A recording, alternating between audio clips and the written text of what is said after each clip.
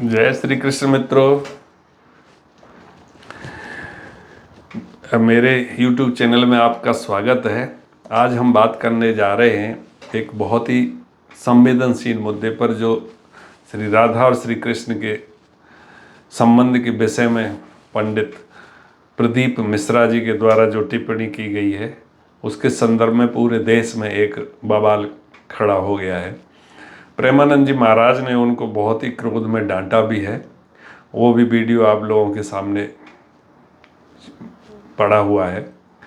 सबसे पहले मैं आपसे निवेदन करूंगा कि मेरा इस वीडियो को बनाने का उद्देश्य केवल यही है कि राधा और श्री कृष्ण के संबंध जो परम पूज्य स्वामी संत श्री प्रेमानंद जी बताते हैं रोज़, वो सर्वोत्कृष्ट है। उनका शास्त्र प्रमाण है। जिस तरह से वो राधा के अनन्य भक्त हैं, जिन्होंने अपनी किडनी के नाम राधा कृष्ण रखे हुए हैं, उनसे ज़्यादा भगवान श्री राधा और श्री कृष्ण के संबंध को और कौन जान सकता है। और उनका गुस्सा आना भी लाजिम है। तो इस संबंध में इस वीडियो बनाने का उद्देश्य केवल यही है कि आप लोग आपस में इस तरह के मनमुटाव ना रखें और इसका एक बवाल ना बनाएं। पूरी तरह से शास्त्र के प्रमाण के साथ चलें, जो शास्त्र कहता है। वैसे मैं एक बात कहूं कि पंडित प्रदीप मिश्रा जी ने जो कथा कर रहे हैं या जो भागवत कर रहे हैं, वहाँ पे इस संदर्भ को लाने की ज़रूरत क्या थी। मैं तो अपने हिसाब से ये कहता हूँ कि कभी भी जो कंट्रोवर्शियल चीज़ें हैं, जैसे उन्होंने किसी किताब में या किसी शास्त्र में या जहाँ भी जो जैसा वो बोल रहे हैं, ये चीज़ पढ़ भी ली जो वो कह रहे हैं, मैं तो उसको अपने जुबान पर भी लाना बहुत बुरा समझता हूँ कि राधा जी की पति कोई और थे। इस तरह से कहना, जिसके बारे में उन्होंने जो नाम बताया, वो नाम मैंने आज तक नहीं सुना। आप लोगों ने सुना है क्या? अगर आप लोगों ने ये नाम सुना है कि कभी जो उन्होंने बताया अपने वीडियो में, तो कृपया कमेंट में लिख करके बताएं। क्या आपने कभी सुना? मैंने तो नहीं सुना। मेरी 57-59 साल की एज हो गई। आज तक मैं भी काफ़ी शास्त्रों को पढ़ता रहता हूँ और सुनता रहता हूँ, लेकिन मैंने कभी आज तक ये नहीं पाया कि वो इस तरह से कहीं पे ऐसा वर्णन आया है। तो जब अगर मान लो ये वर्णन किसी पुस्तक में आ ही गया, तो उसका शास्त्रीय प्रमाण क्या है? हमें शास्त्रीय प्रमाण के हिसाब से चलना चाहिए। पुस्तकें तो बहुत लिखी जाती हैं, कितने लोग पुस्तकें लिखते रहते हैं, कि उन पुस्तकों से क्या सत्यता सामने आती है? और ये पुस्तकें लोग वही लिखते हैं कि जो अपना नाम करना चाहते हैं। अब शास्त्र जो प्रमाण है भागवत, अब भागवत शास्त्र का प्रमाण है, तो उसमें राधा जी का नाम नहीं आया है कहते हैं। लेकिन भागवत में जो इस्कॉन द्वारा श्रीमद् भागवत में इसमें श्री विश्वनाथ ठाकुर जी ने इसमें जो अध्याय दिया हुआ है, जिसमें महारास जो हुआ है, उसका अध्याय है, अध्याय नंबर शायद 30 है, और उसमें श्लोक नंबर है, मैं बताता हूँ आपको। श्लोक नंबर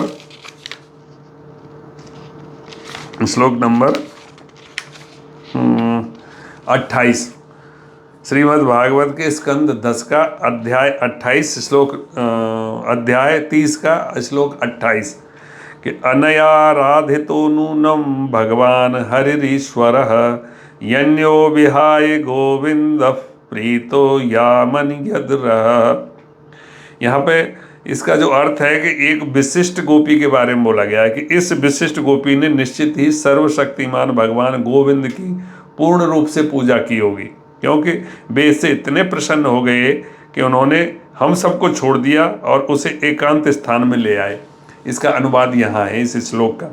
यहाँ विशिष्ट गोपी, इसके बारे में भागवत में बहुत बृहद रूप से वर्णन है ये अध्याय 30 में, कि ये विशिष्ट गोपी, कोई एक विशिष्ट गोपी को लेकर के श्री कृष्ण इतने मतलब परिपूर्ण साथ से उनका साथ रखा, जिसके बारे में अन्य गोपियां एक तरह से आनंदित हो रही थी कि ये विशिष्ट गोपी का कितना भाग्य है कि भगवान श्री कृष्ण के साथ अनन्य रूप से विराजमान है।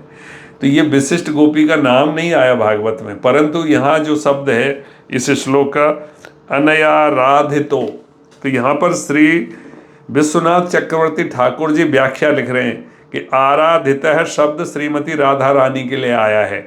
यह उनकी टीका है।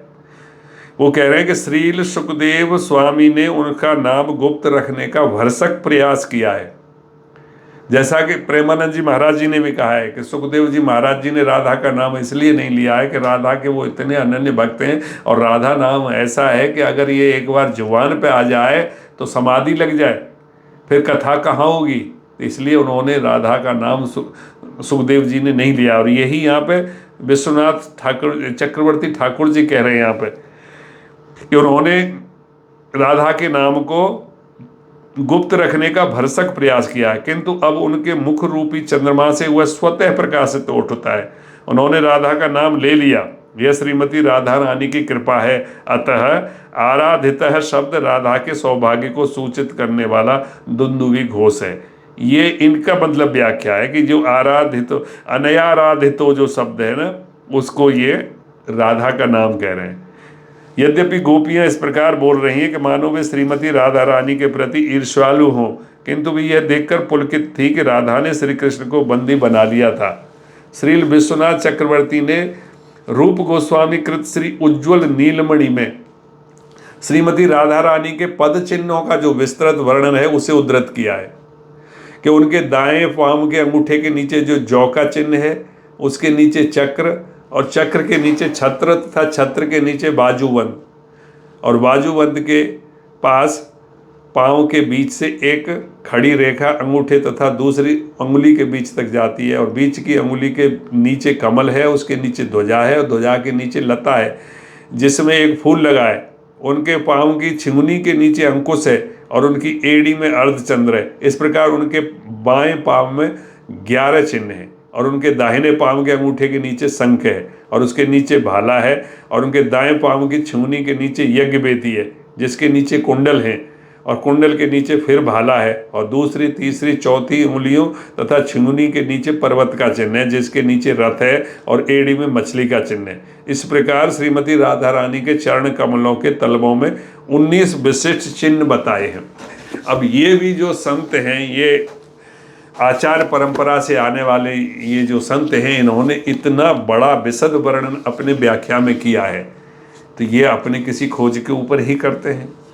अब रही बात प्रदीप मिश्रा जी की, जो ये कहते हैं कि राधा जी रावल की रहने वाली थी, छाता में विवाह हुआ था, उनकी ननद और सास जिन सबके नाम उन्होंने बता दिए किसी पुस्तक के आधार पर, और पता नहीं कहाँ के। मैंने तो आज तक ना उसकी ननद का नाम सुना, ना उनके पति का नाम सुना, ना उनकी सास का नाम सुना, ना उसके ससुराल का नाम सुना कि छाता है। हाँ, मैंने ब्रज के बारे में, राधा श्री कृष्ण के विवाह के बारे में ज़रूर एक जगह देखी है, वो है भांडीर वट, श्री राधा कृष्ण विवाह स्थल।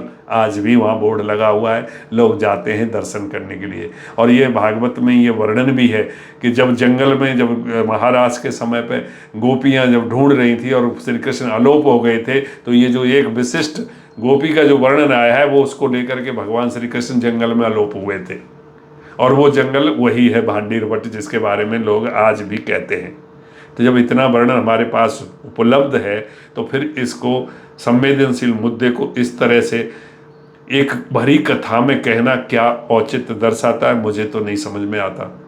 क्योंकि इसका उद्देश्य सिर्फ यही होता है कि नाम बटोरना, कि अगर मैं किसी लकीर से हट करके कोई कथा करता हूँ तो लोगों का ध्यान उस पर बहुत जोर से जाता है, ध्यान से जाता है। क्योंकि आज तक तो लोग यही जानते कि राधा बरसाने वाली बरसुहान दुलारी, पूरे ब्रज वाले जो है अपना कीर्तन करते हैं। हम ब्रज वाले मानते हैं कि राधा का एक रावल गांव में भी एक कथा चलती है कि वहाँ पे कोई राधा जी का जन्म हुआ था। हो सकता है राधा जी का जन्म हुआ हो और वो बरसाने में रही हो, यहाँ तक बात चलती है। लेकिन वहाँ आगे बढ़ जाना कि राधा जी का विवाह श्री कृष्ण ने कराया, वहाँ कोई मंदिर है अनेक उसका, हमारी समझ में तो बिल्कुल ये हमारी कल्पना से भी परे है।